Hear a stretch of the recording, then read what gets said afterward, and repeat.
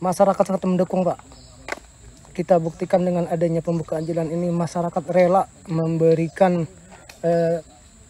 tanahnya di sini tanpa ada ganti rugi, sehingga masyarakat ini sangat berguna lah jalan ini. Sangat bermanfaat bagi warga, khususnya bagi petani karet, membawa hasil karetnya ke pasar. Yang dari Desa Murung Baru pun sama, ini termasuk aksi spital lah dari Murung Baru ke Pamarangan Kanan. Assalamualaikum warahmatullahi wabarakatuh. Apa kabar pemirsa? Senang sekali dapat berjumpa dengan Anda. Bersama saya Argi Firgiati akan memandu pemirsa dalam program Dialog. Kali ini disiarkan secara langsung di TV Tabalong. Adapun tema yang kita angkat dalam dialog kali ini ialah wujudkan percepatan pembangunan melalui program Tentara Manunggal Membangun Desa atau TMMD. Kali ini telah hadir narasumber kita, yaitu Komandan Kodim 1008 Tabalong, Letnan Kolonel Korps Zeni Catur Witanto. Apa kabar Bapak? Alhamdulillah kabar baik, Mbak. Selamat pagi. Selamat pagi, terima kasih banyak atas waktunya di sela kesibukan Bapak yang luar biasa bisa berhadir di dialog pagi ini. Nah, baru-baru ini telah dibuka program TNI Manunggal Membangun Desa Bapak atau TMMD dari Kodim 1008 Tabalong di Desa Pamarangan Kanan, Kecamatan Tanta. Nah, bisa dijelaskan nih Bapak, sudah sejak kapan dimulai pengerjaannya Pak? Ya. Terima kasih Mbak Ergi. Untuk pelaksanaan TMMD sendiri sudah kita laksanakan. Untuk kegiatan TMMD sendiri ada kegiatan pra, Mbak, yaitu yang dilaksanakan pada tanggal 12 September sampai dengan tanggal 7 Oktober.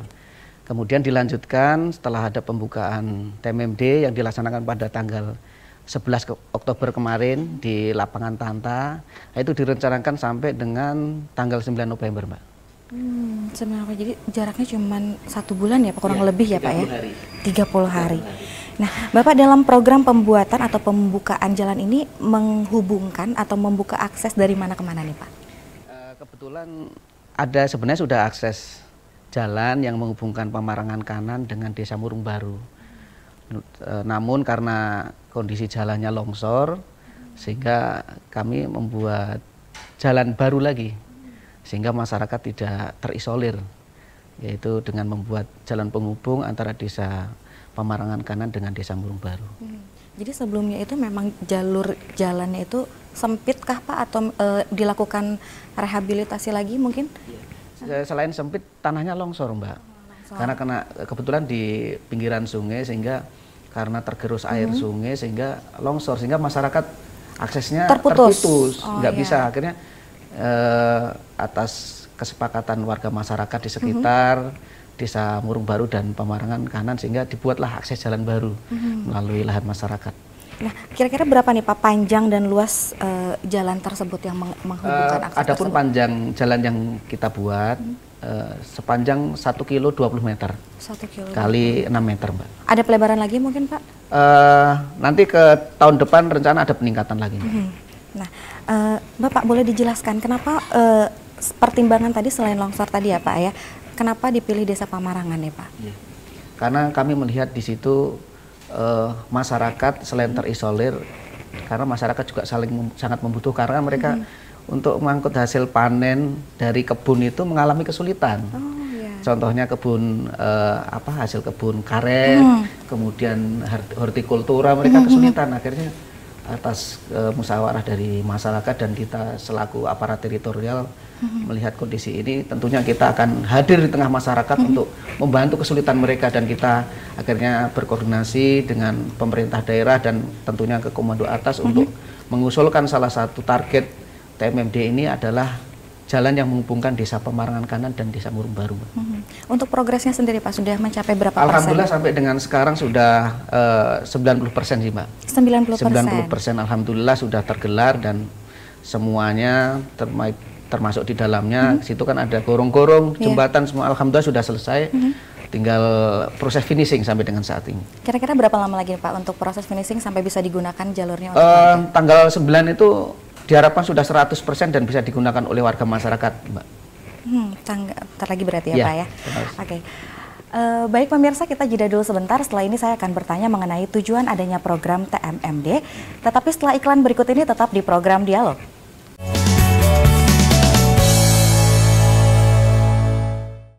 Kembali lagi pemirsa bersama saya dan Dandim 1008 Tabalong. Mengingatkan pemirsa di awal segmen 3 nanti kita akan membuka telepon interaktif bagi pemirsa yang ingin bertanya kepada Dandim seputar tema TMMD di nomor 0811 514 2424. Baik, kita lanjutkan obrolan dengan Pak Dandim. Mungkin ada nih Pak masyarakat yang belum mengerti atau belum tahu juga tentang program TMMD ini. Nah, bisa sedikit dijelaskan? Baik pemirsa sekalian, perlu kami jelaskan bahwa sejarah tentang TMMD ini tentunya, karena memang mungkin ada beberapa orang atau mungkin masyarakat yang belum familiar dengan kegiatan ini.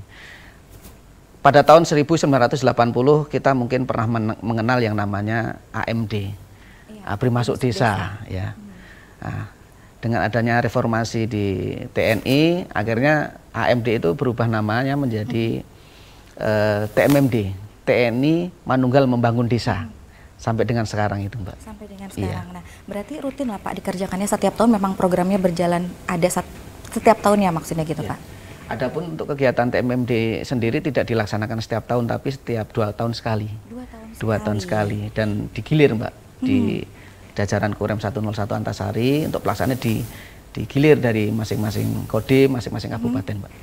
Nah, untuk program TMMD sendiri nih Pak, tahun sebelumnya apa yang sudah dihasilkan atau dilakukan nih Pak?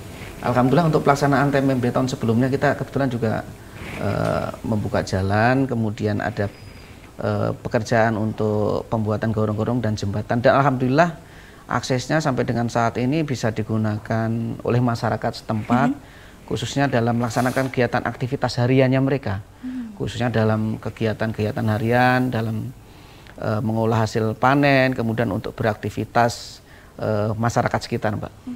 Ada target atau sasaran program TMMD sendiri, Pak, melihat desa seperti apa yang bisa dilakukan dalam program TMMD ini, Pak? Yang menjadikan target atau sasaran dari TMMD sendiri merupakan salah satu daerah atau desa yang terisolir, tertinggal, ataupun daerah-daerah yang mungkin pernah terdampak bencana. Ya, seperti di Pamarangkanan dan Murung Baru ini kan karena dia ada tanah longsor, sehingga kita hadir di situ. Itu salah satu alternatif pilihan kita untuk memilih desa Pamarangan Baru dan desa Pamarangan Kanan dan desa Murung Baru menjadi pilihan TMMD. Jadi tidak semua desa juga dapat ini ya Pak ya, dapat ikut serta dalam kegiatan TMMD ini ya Pak ya?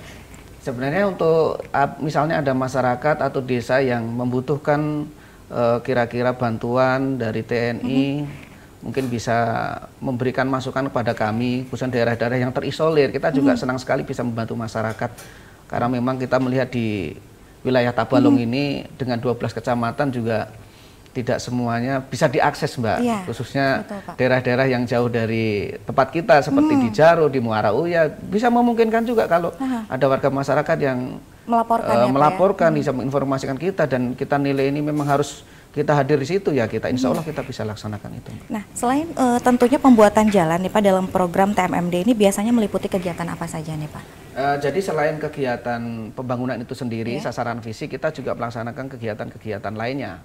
Sasaran non fisik yaitu berupa penyuluhan-penyuluhan kepada warga masyarakat seperti penyuluhan wawasan kebangsaan, wawasan bela negara, penyuluhan kesehatan, yang sekarang lagi ngetren ada stunting, kemudian kegiatan untuk sosialisasi pandemi, kemudian kebetulan kita juga memberikan penyuluhan juga terkait dengan rekrutmen TNI, sehingga masyarakat bisa tahu bagaimana cara rekrutmen TNI, kemudian penyuluhan yang melibatkan dari dinas-dinas yang ada di kabupaten, misalnya dinas kehutanan, kemudian dari dinas pariwisata, dinas Kementerian Agama, kemudian kita juga memberikan penyuluhan masalah hukum dari Polri, misalnya, kemudian narkoba, ya.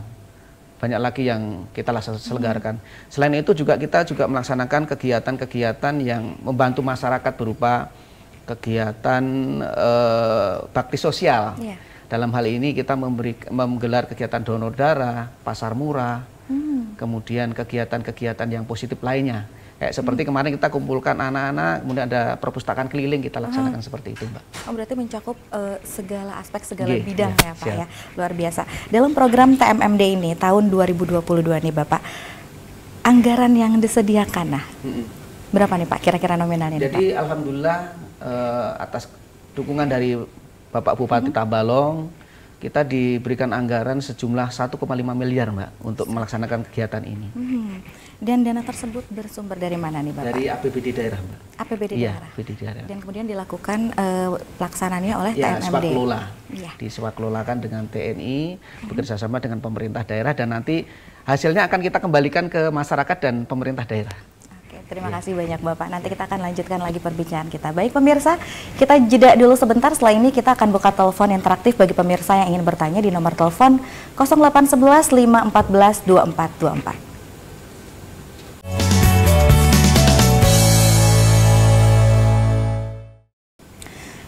Terima kasih pemirsa, Anda masih setia bersama kami.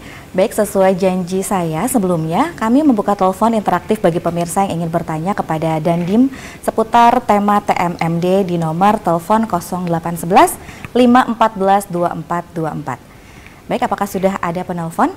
Kita akan tunggu dulu sebentar. Sambil menunggu. Baik. Sambil menunggu telepon yang masuk, saya akan bertanya kepada Pak Dandim nih, Pak, berbicara tentang Bintara Pembina Desa. Ini kan erat hubungannya ya Pak ya. Nah, atau yang sering didengar oleh masyarakat ini Babinsa ya Pak ya. Nah, bisa dijelaskan nggak sih Pak, tugas dari Babinsa sendiri apa? Terima kasih Mbak Ergi. Jadi Babinsa ini merupakan prajurit-prajurit andalan. Ujung tombak dari Kodim sebenarnya. Ujung tombak dari Kodim, karena mereka yang langsung berinteraksi, yang langsung bertemu dengan masyarakat. Babinsa ini merupakan kepanjangan tangan dari Danramil yang melaksanakan tugas untuk membantu warga masyarakat yang ada di wilayah. Kegiatan Babinsa itu sangat kompleks, karena memang kehadiran Babinsa itu harus bisa menjadikan solusi dalam masyarakat itu sendiri. Setiap kegiatan yang ada di wilayah tentunya diharapkan Babinsa harus selalu aktif di situ. Baik itu kegiatan yang berhubungan dengan masalah sosial ataupun kemasyarakatan maupun masalah-masalah dalam membantu warga masyarakat. Selain itu juga Babinsa ini memiliki tugas untuk berkomunikasi dengan aparat pemerintah maupun warga masyarakat dalam rangka menyiapkan pertahanan semesta. Karena kita sesuai dengan sejarah kita bahwa kemanunggalangan TNI rakyat itu tidak lepas dari peran para Babinsa. Ya, mereka bisa berkomunikasi dengan masyarakat dan tentunya harus bisa menguasai wilayah yang ada di wilayah tersebut. Jadi adapun tugas Babinsa yang paling penting yaitu adalah bisa merangkul warga masyarakat sehingga masyarakat itu merasa kehadiran para Babinsa di tengah-tengah masyarakat itu sendiri dalam mengatasi kesulitan warga masyarakat. Jadi tidak salah ya Pak kalau misalkan banyak masyarakat yang begitu dekat dengan Babinsa ya. Ya, dari setiap desa itu sendiri nih Pak, kira-kira ada berapa Babinsa yang ditempatkan? Jumlah Babinsa itu sesuai dengan jumlah kecamatan yang ada di wilayah tersebut. Jadi setiap kecamatan itu jumlahnya berbeda. Kalau idealnya itu satu desa adalah satu Babinsa. Karena keterbatasan personel yang ada, biasanya satu desa bisa di-cover, satu Babinsa bisa meng-cover 2 desa. Oke, baik Bapak, sudah ada penelpon. Halo, selamat pagi. Halo, selamat pagi. Halo.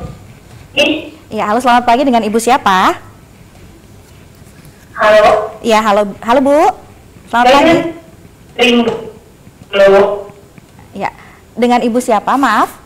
Dengan Ibu Bari. Ibu. Halo. Halo. Iya. Di Bari. Di Barimbun. Iya. Oke. Ibu, ada yang ingin ditanyakan kepada Pak Dandim? Iya. Terima kasih atas ketemu Bapak dengan Raja. Ibu maaf, Ibu maaf. Apakah personil Suaranya putus-putus Bu. ini sudah dibekali? Bisa pelan-pelan aja Bu. Halo. Halo. Nah, ya, oke. Saya lanjut ya. Iya. Dalam pembuatan binalan kan memerlukan keahlian khusus. Nah, apakah personil TNI ini sudah dibekali keahlian sebelumnya, keahlian tersebut sebelumnya. Oke, itu saja Bu yang ingin ditanyakan pada Pak Dandip? Iya, itu aja Mbak. Oke, terima kasih banyak Ibu. Nah, ini juga ini juga pertanyaannya sebenarnya udah ada di benak saya nih Pak ya. Apakah nih Pak, dalam pembuatan jalan itu kan memang memerlukan keahlian yang khusus ya Pak. Apakah para TN ini dibekali ilmu arsitektur misalkan atau kayak gitu, gimana nih Pak? Terima kasih atas pertanyaannya Ibu yang dari Baribun tadi. Jadi memang perlu kami jelaskan sedikit ya. Dalam TNI itu sendiri, khususnya TNI Angkatan Darat, kita memiliki kecabangan-kecabangan tertentu. Kecabangan infanteri, kavaleri, artileri, armet gitu, perhubungan, dan termasuk saya sendiri orang engineer, orang seni. Jadi memang basicnya saya memang dari taruna dulu, dari akabri dulu sudah diajari ilmu-ilmu teknik. Teknik sipil, bagaimana cara membuat jalan, bagaimana cara membuat dermaga, jalan kereta api, lapangan terbang, kemudian jembatan, dan masih banyak lagi yang kita pelajari. Jadi memang ada keahlian khusus yang sudah diajarkan pada para prajurit. Namun demikian, karena memang TNI ini asalnya dari rakyat. Jadi rakyat ini memiliki banyak mata pencarian yang memang awalnya di basicnya dia dulunya bisa memiliki skill-skill tertentu, dan di dalam satuan itu sendiri mereka bisa mengembangkan itu. Jadi memang personel yang kita libatkan dalam pelaksanaan TMMD ini memiliki keahlian khusus. Misalnya dia ahli dalam tukang kayu, tukang batu, tukang listrik. Kemudian juga ada yang memiliki keahlian dalam mengoperasionalkan alat berat itu sendiri. Sehingga dalam kegiatan ini tentunya kita berinteraksi dengan masyarakat dan tentunya juga berkolaborasi dengan masyarakat. Jadi kalau memang ada masyarakat yang punya kemampuan itu bisa saling mendukung dalam pelaksanaan TMMD itu, Pak. Jadi bekerja sama ya Pak ya. Siap. Semuanya. Nah, Bapak kembali lagi ke program TMMD ini Pak ya, yang mengerjakan pembuatan jalan desa Pamarangan Kanan itu apakah dari TNI saja atau ada keterlibatan dari pihak lain, apa misalkan warga atau dari pemerintah sendiri? Ya. Jadi kegiatan TMMD ini merupakan operasi bakti Mbak, yang dilaksanakan lintas sektoral, yang melibatkan di dalamnya itu ada TNI, Polri, kementerian, lembaga pemerintah non kementerian, termasuk di dalamnya pemerintah daerah dan masyarakat.